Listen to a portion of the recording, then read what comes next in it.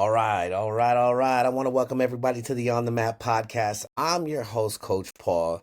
That handsome young fellow over there is my co-host Jay, and the coach that you see that has blessed us with his presence today is Coach Elijah Asante from Hamilton High School in Los Angeles, California. We want to thank you for being on the show, Coach. Welcome to the show. Thank you, man. Thanks for having me on, man. I really appreciate what you guys do, putting on for the city. We really all appreciate that, and keep it up. Hey, we're trying over here. We're trying, man. But we got legends like you that are doing big things at schools that normally don't get the notoriety that they're getting this year. So with that being said, we're gonna go ahead and jump off into this. Jay came up with a beautiful question, man, and I really liked it. You came out of retirement to coach Hamilton. What made Hamilton so special to the point where you wanted to come out of retirement a week before summer practice started at a program that had only been had one winning season since 2017? Man, I don't know. I almost felt like I got suckered into it. I wasn't thinking about coaching at all. Like I had no idea that I was going to end up coaching, but I got a call saying that, hey, Hamilton needs a coach. Would you be interested? Initially I said no.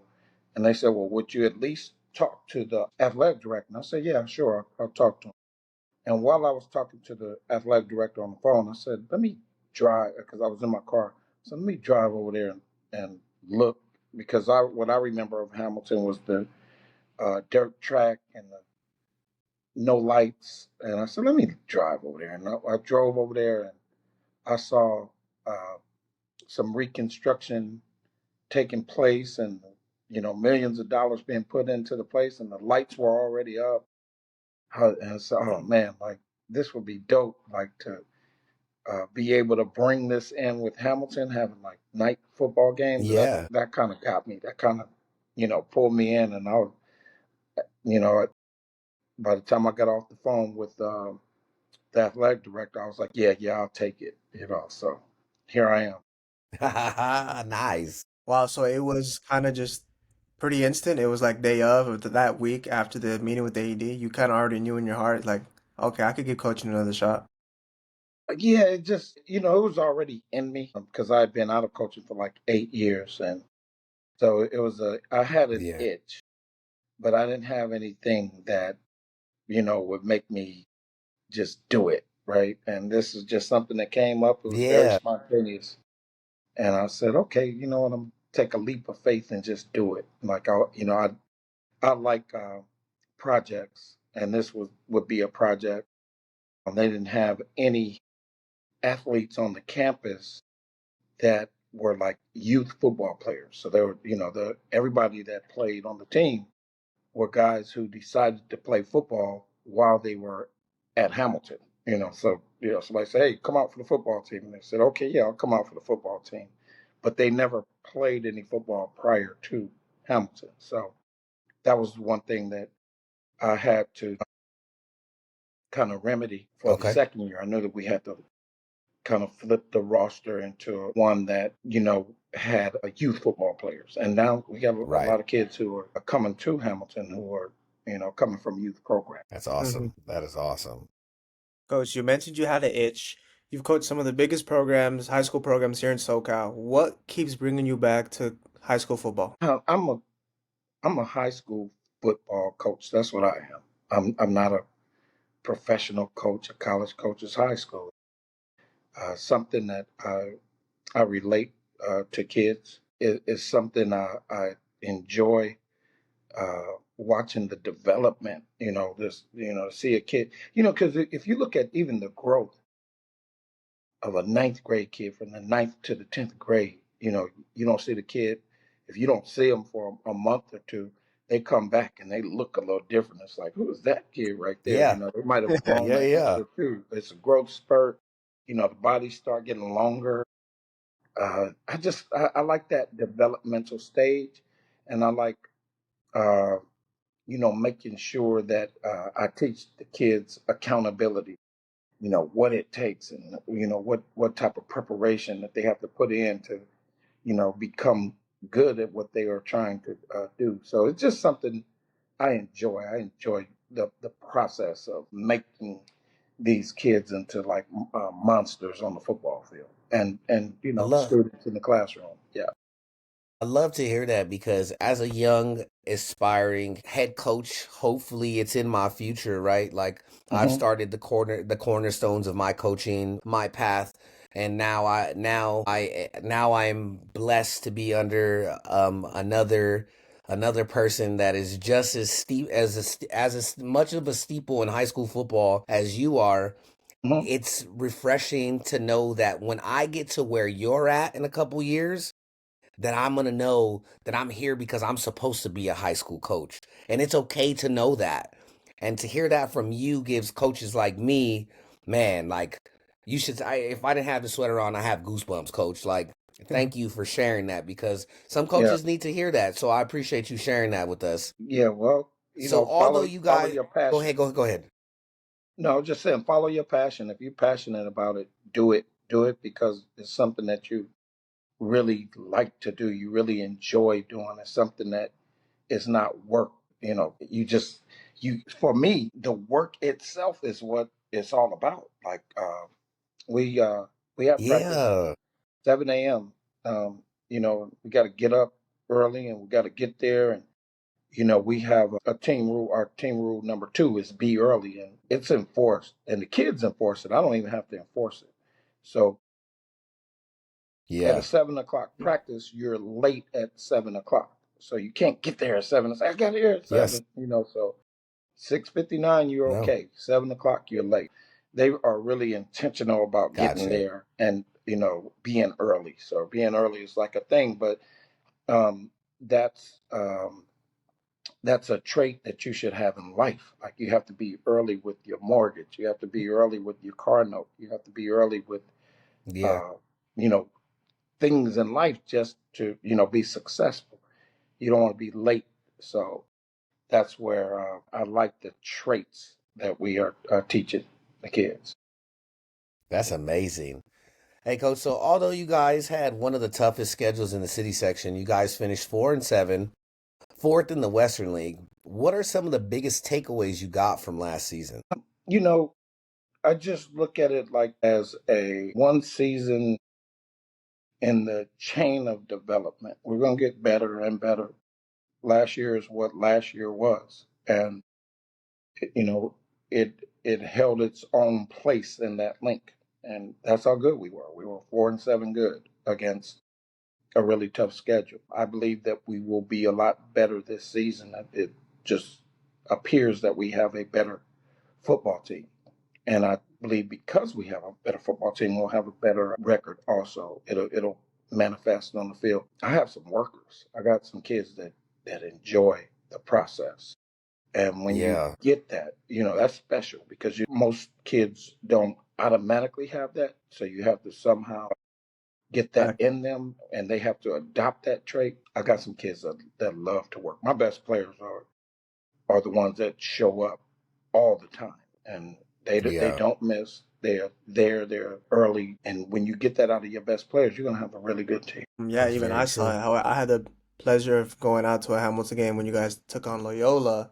And, to me, what I saw was a very, very young and very promising core of your, top 6 to 8 guys. Like Hmm. obviously your main guy, Thaddeus Bro, Big Mike, Lakai, Christian as well, Christian Leslie, Lakai Morgan. Is that his last name? Lakai Yeah. Morgan? Uh-huh. He's a Yes, freshman. sir. Yeah, yeah. You guys had a perfect core. Obviously, it was really technically year two, but really year one under you since you took over Hmm. so abruptly in your first actual season. So to me, what I saw is just a lot of potential. I was like, man, and I was telling Micah's dad on the side, I'm like, wow, you guys have a really great, super young core of these 6 to 8 to maybe 10 guys, and most of them are freshmen. One or two are like juniors or sophomores. Yeah. So that's what really amazed me when I went over and watched the Hamilton game. But I brought up Lakai Morgan. Obviously, he's a wide receiver. Recently, you've adopted the name wide receiver high for Hamilton. Yes, I want you to dive a absolutely. little deeper into the meaning of that name. Well, we were wide receiver high because we had 302 completions, and compare that to anybody. I mean, I don't have like the stats right in front of me, but I don't think anyone had 200 completions this past season. Not in the city section, I don't believe so.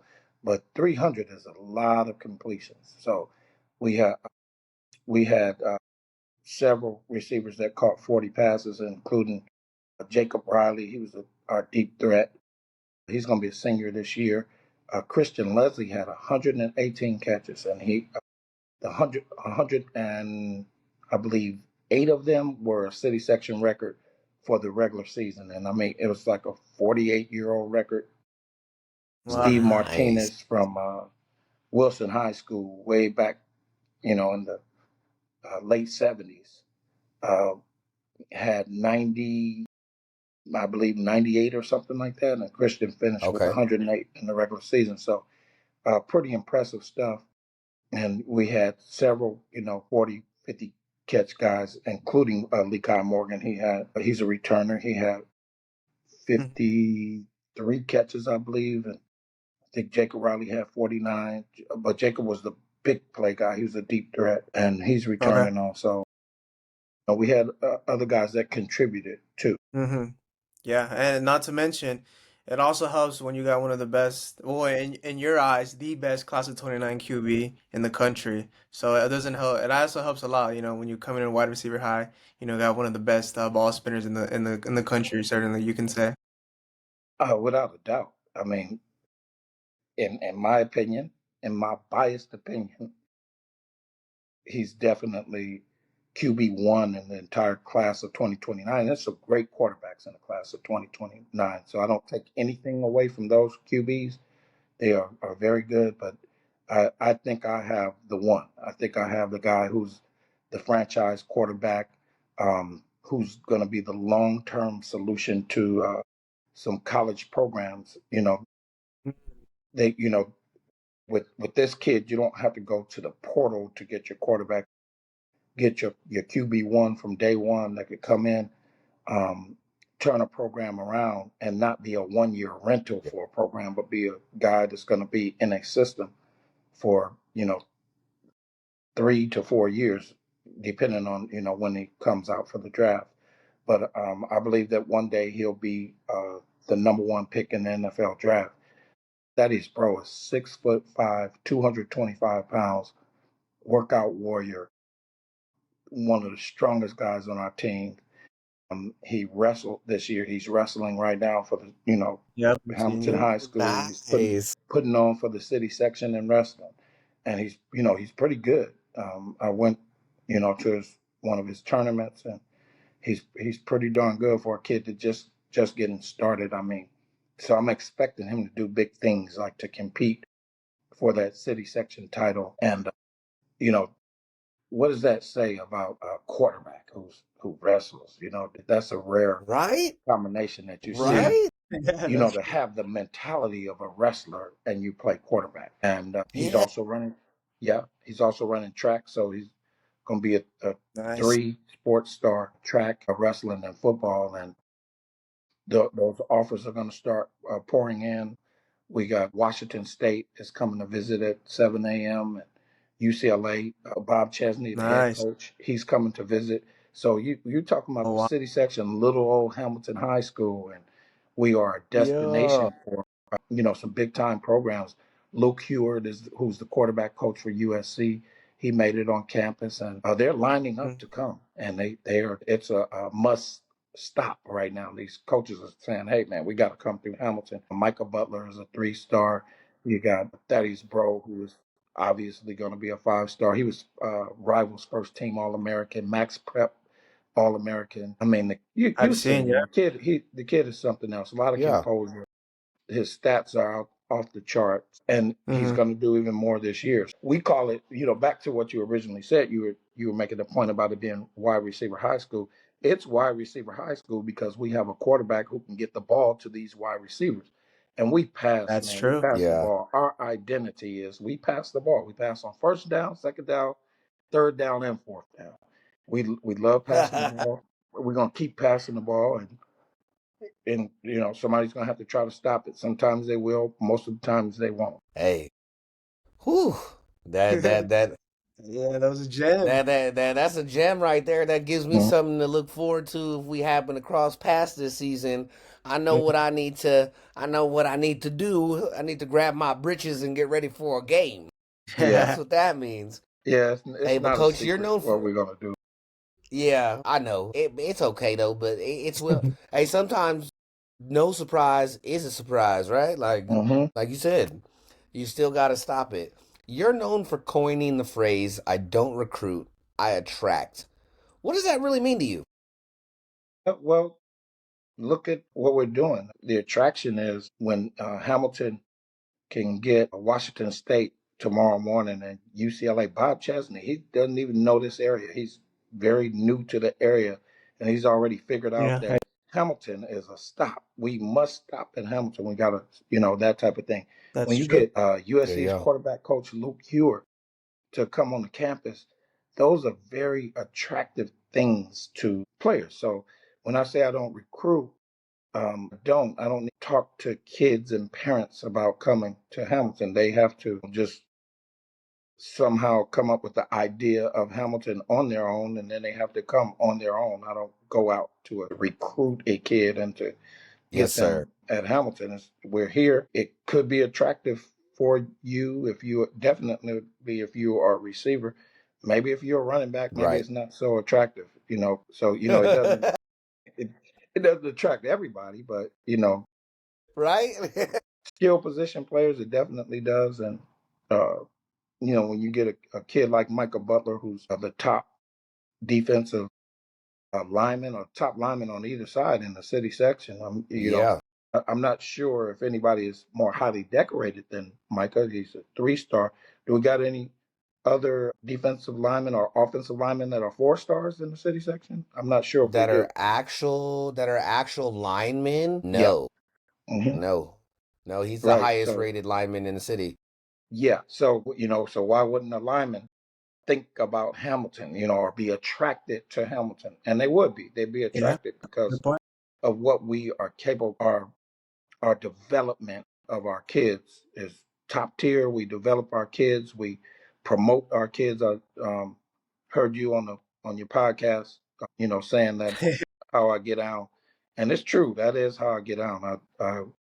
I'm gonna come at every angle to promote my kids, and I think Yeah, that's very Yeah, that's for attractive. sure. That's attractive. You don't have if you are it doing is. the things that people want from a program, then you're going to attract, the Yes, top tier players without having to recruit. So that's where the term "I don't recruit, I attract." You build it and they'll I come. love it. Exactly. So before Jay gets to the next question, I'm actually going to, like you said, we called it like you promote your kids. I volunteered. Hmm. I feel that because you've set a standard and there's coaches other than you as well that are around the city that are starting to do it, that are setting the standard. And if I'm willing to sit here and hold you guys to a certain standard, that I am going to hold myself to the same standard. So I wanted to thank you for inspiring me to take on something that normally would not be like in my wheelhouse. Like I'm capable of doing it, right? Like I promote the show, but I wanted to thank you for setting the example because if it was not for people like you setting the example, you would not have younger coaches like myself wanting to emulate what you're doing because it is successful. So I just wanted to thank you. Oh, well, thank you, man. Thank you for taking the torch because it's something that, I believe that we should be doing. Coaches like to coach, that's extra. That's Yeah.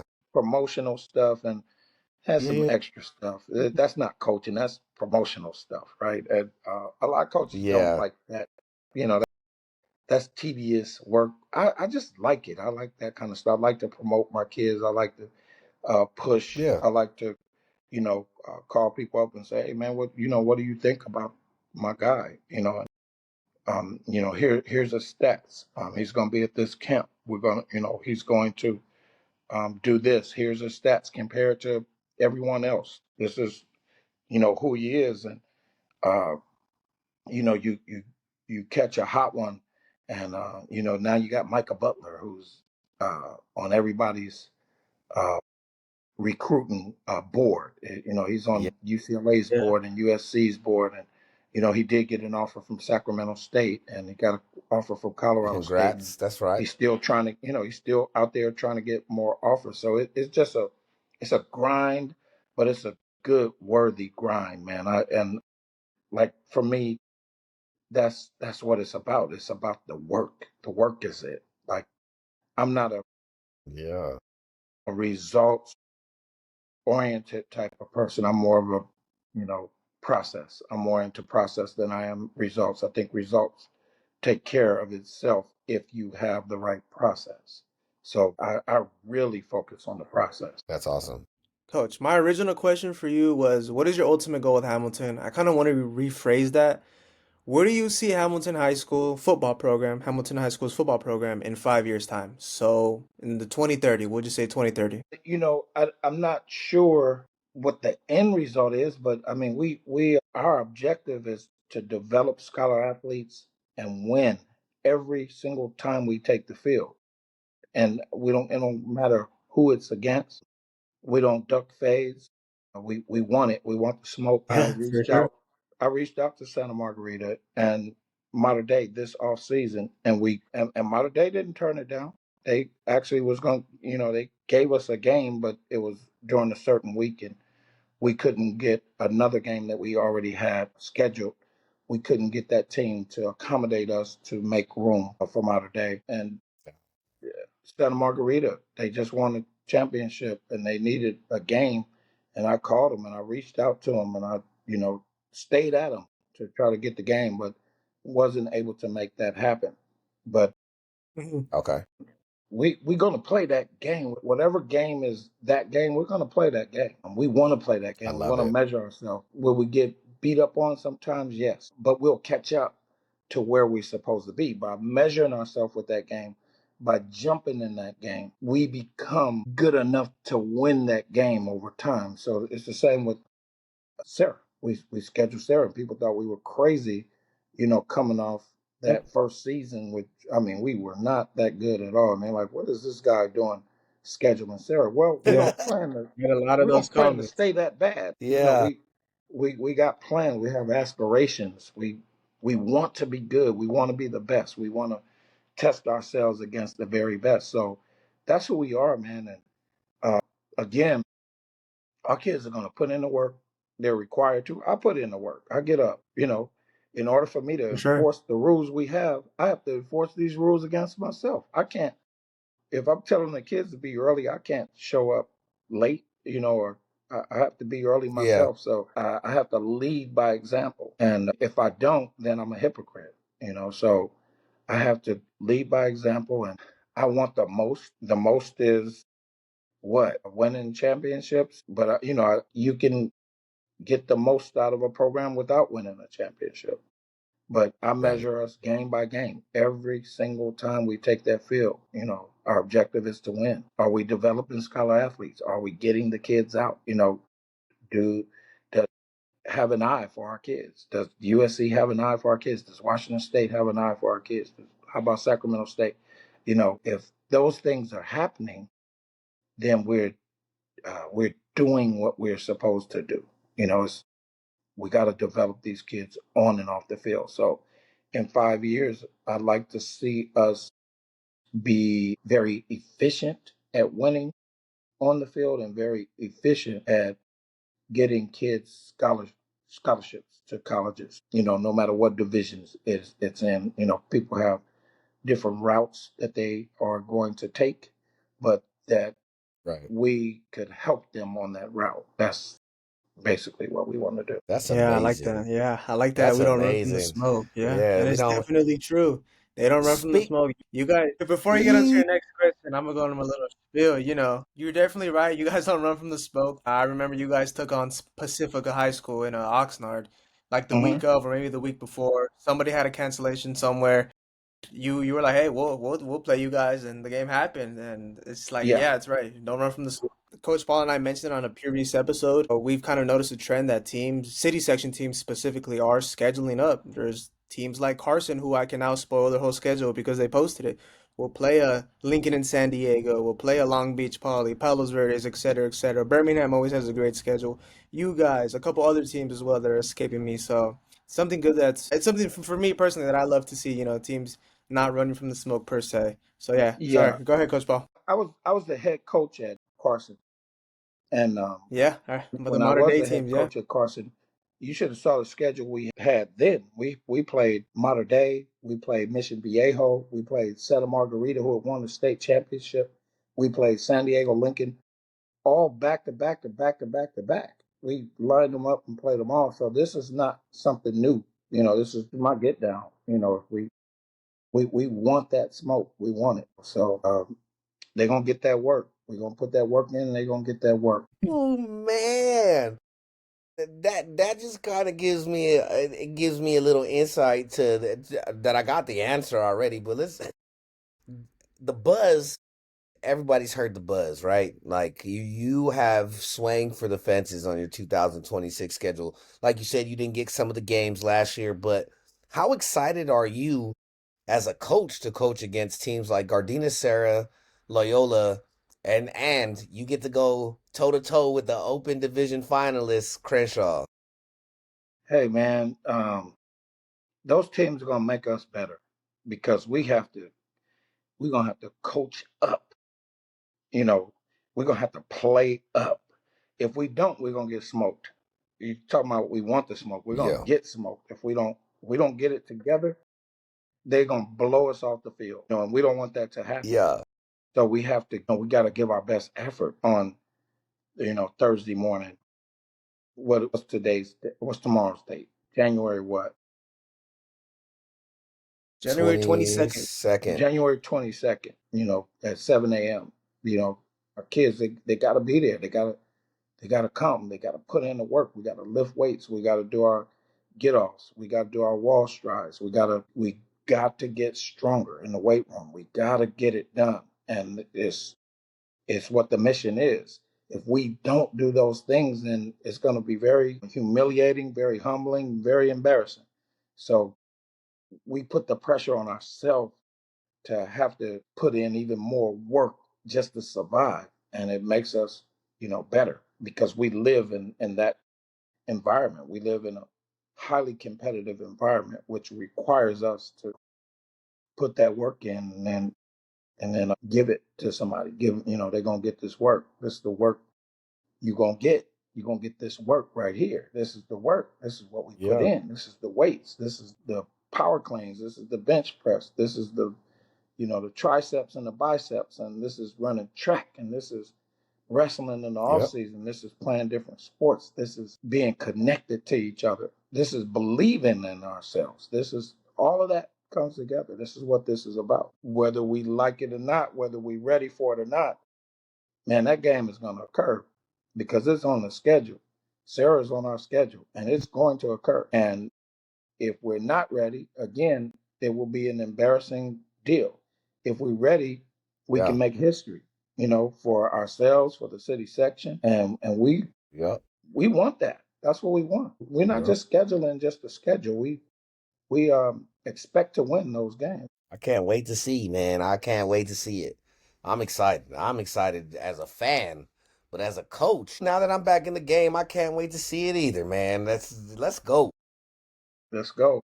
Coach, do you think city section athletes still get overlooked compared to other sections? I think so. Right now, though, there's a renaissance that with Bob Chesney coming to Hamilton tomorrow, and Luke Heward and Stanford was at what school were they at? Marquez. Marquez. Marquez. Stanford was at Marquez.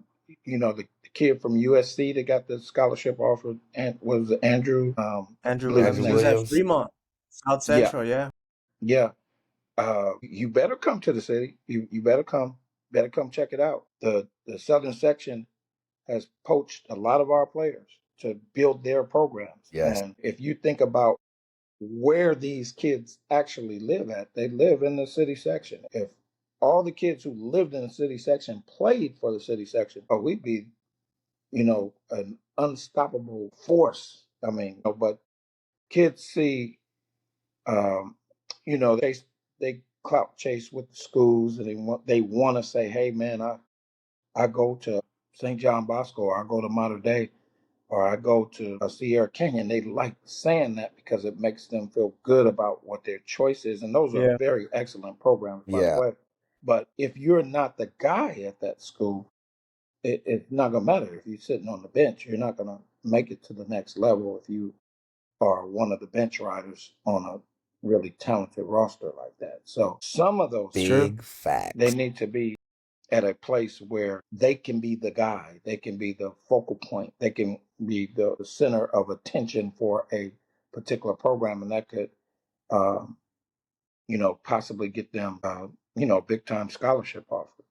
And the city section is a viable place. And I can tell you this: we at Hamilton, we're gonna hold up our end of the bargain as far as Yeah. competitiveness and getting kids out. We it's what we do. So I'm gonna kind of deviate. So I'm still gonna ask my next question, but I do have a question, and it's in the sense of maybe for some of the kids, right? Some of the kids that aren't getting looked at right now, that maybe have, we'll say, like, we'll use Nicholas Fonseca from Southgate as an example, right? Player of the year back to back, a D2, then D1, but not necessarily getting the looks that maybe he should get. How do we keep a kid like that in the city section? Is that a coaching thing? Is that like what is it that we do to keep kids like that from leaving because they're not getting the recognition? Well, you can't keep them from leaving if they don't get the recognition. That's the, that's what it comes down to. You have to that part of the work has to be done. You got to make it an attractive environment. If he's not getting any looks, it's not going to be attractive. Something else is going to spark his attention. Something else is going to make him, see something, another school or another program as a viable alternative. And I'm not saying, I don't know what his situation is, so I'm really not speaking No, no, no. Yeah, on I was him. just using no, I was using him as an example. That's it Mhm. because we know he's player of the year. He's all like he obviously he's at the 5'6", 5'7" height level, but like you got Elijah, you got Michael, you have Thaddeus, all receiving stars, and they have Mhm. these schools coming in, but you have this young man who was by far like right they player of the year, Mhm. and he's not in that conversation with these other three kids. That's what I'm saying. Because then there's schools like I don't want to name a school. There's just bigger schools from other programs that will come say poach him, or Mhm. maybe he moves to go to them because he's not getting that notoriety. Hey, that's part of the game. It's just part of it. Kids, they have Okay. the free will to move and to be a part of your program or leave your program. It hurts. It really hurts. As Okay. a coach, I've been poached before with my Okay. uh, best player, and it does hurt because you put in the work for this kid, and then another school come, throw a shiny object in front of them, and they leave. But that's part of it. That's part of what it is. That's gonna happen. You got to deal with it as a coach. You got to keep moving. You got to keep building your program. Make your program more attractive. That's what, as coaches, we have Okay. to do. We got to do that part. Make it where this is the premier program that you don't want to go to another Okay. place. I have a quarterback who's the top prospect in the country. He might be, the top player in the country for the class of 29. Right. You know, People have been calling his family and him, and they try to get him every single day. Like there's always another story of another program that's Imagine, yeah. trying to get Yeah. Thaddeus Bro to transfer. And he's at Hamilton, and he's fine at Hamilton because the things that he wants to happen for his career is happening right there at Hamilton. Nice. Okay. Yeah, So great that points. that that that puts that on like the onus comes from it's a collective thing to make sure, like you said, I got to make it attractive. So if I have this athlete, me as a coach, I got to go out on the limb and make him attractive and put him out there as well.